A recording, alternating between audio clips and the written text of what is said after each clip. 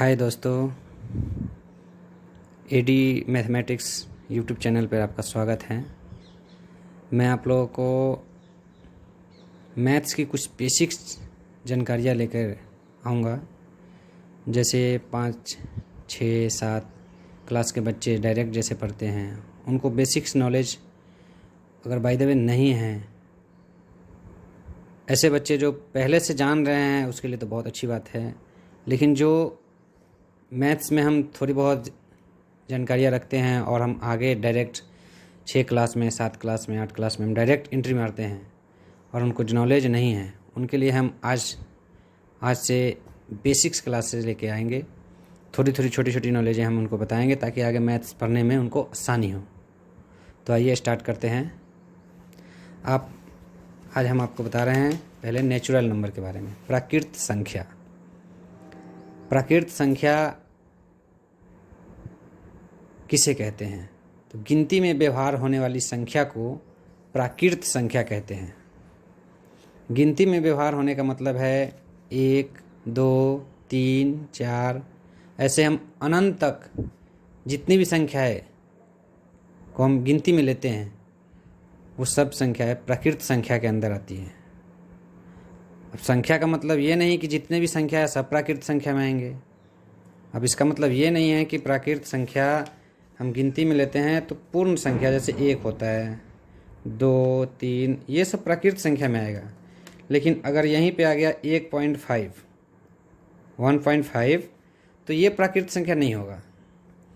2.3, ये प्राकृत संख्या नहीं होगा। तो यानी पूर्ण संख्या होनी चाहिए और जो गिनती में व्यवहार होती है वो प्राकृत संख्या में आएगी। अब ऐसे नहीं कि कोई संख्या है -3 हो गया, ये प्राकृत संख्या नहीं होगा। तो आप लोग समझ गए होंगे कि प्राकृत संख्या क्या है। गिनती में हम जो भी व्यवहार करते हैं संख्याओं को, उसको बोलते हैं प्राकृत संख्या। ये रहा आपका डेफिनेशन। गिनती में व्यवहार होने वाली संख्या को प्राकृत संख्या कहते हैं। ये रहा आपकी एग्जाम्पल। आप अनंत तक कोई भी संख्या पूर्ण ले, प्राकृत संख्या होती है। दूसरा संख्या आप जानेंगे सम संख्या, इवन नंबर। वैसी संख्या जो 2 से पूर्णतया विभक्त हो जाए सम संख्या कहलाती है। 2 से पूर्णतया विभक्त होने का मतलब है, हम भाग जानते हैं। जैसे सम संख्या का हम एग्जाम्पल दिए हैं 2, तो इसमें हम 2 से डिविजिबल, इसको 2 से भाग देंगे। तो 2 से भाग देंगे तो 1 कट जाएगा, तो ये शेषफल 0 बचेगा। यानी उसका जब भी हम भाग देते हैं तो उसका शेषफल 0 आना चाहिए। इसको हम बोलते हैं 2 से पूर्णतया विभक्त होना। अगर उसका कोई शेषफल बच जाता है तो फिर वो 2 से पूर्णतया विभक्त नहीं होता है। 4 है, 2 से भाग देंगे, 2 दूना 4, शेषफल 0 आया।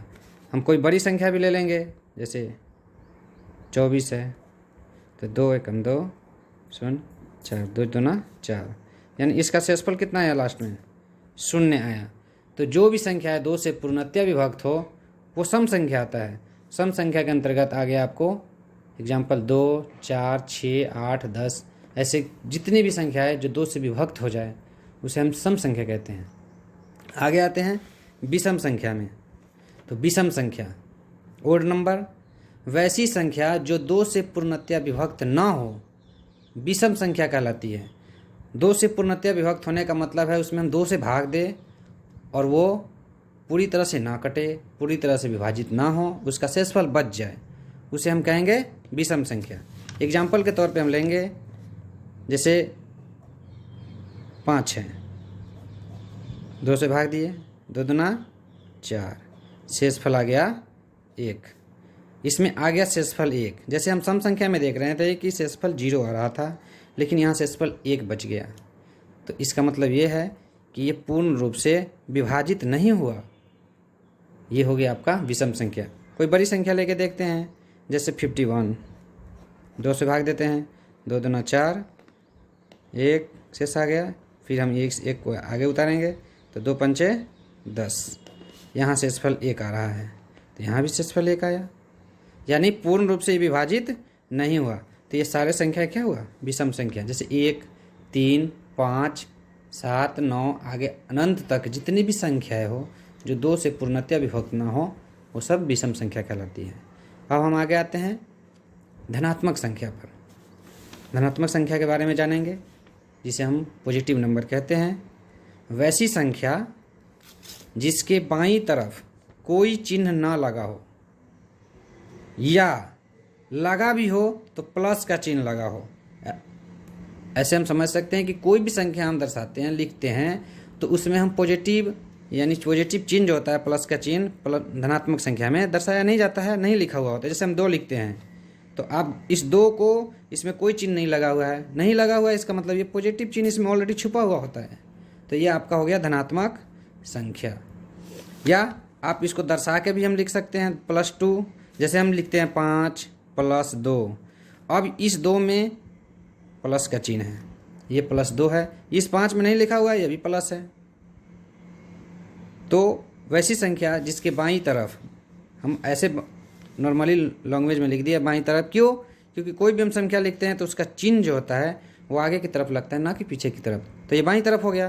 तो कोई भी संख्या हो, ऐसे आप समझने के लिए समझिए कि कोई भी संख्या जिसमें बाईं तरफ कोई भी चिन्ह ना लगा हो, ना लगने का मतलब 16 लिख दिए, इसमें कोई चिन्ह नहीं लगा हुआ है, इसका मतलब ये धनात्मक है। अगर ऋणात्मक संख्या होगा तो ऑटोमेटिक उसमें पहले चिन्ह लगा होगा, जैसे -5, तो ये ऋणात्मक संख्या होगा। लेकिन धनात्मक संख्या में नहीं भी लगा हो सकता है, अगर लगा भी है बाय द वे, अगर +16 लिखा हुआ है तो और बढ़िया, चिन्ह पूरा दर्शा दिया गया है, तो ये धनात्मक संख्या हुआ। उम्मीद है आप समझ गए होंगे।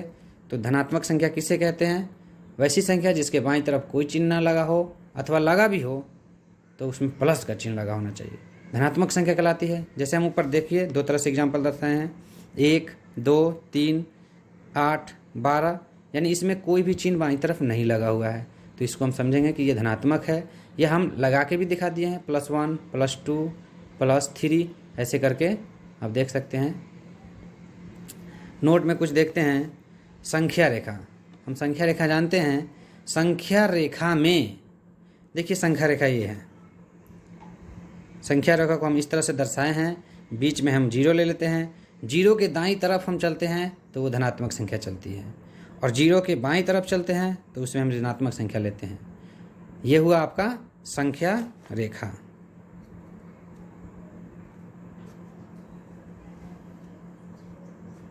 संख्या रेखा हो गया।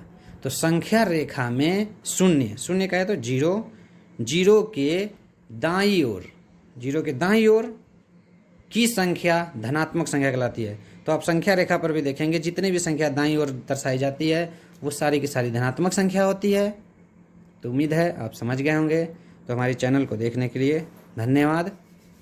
तो चैनल देख रहे हैं तो आगे हमारी ऐसी ही वीडियो को देखने के लिए आप चैनल को सब्सक्राइब कर लीजिए, बेल घंटी को दबाइए, ताकि आपको जो भी मैं वीडियो बनाता हूं आपको नोटिफिकेशन के माध्यम से पता चल जाए।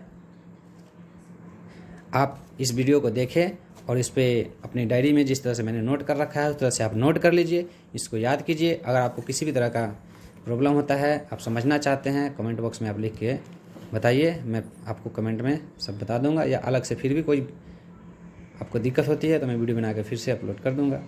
Thank you.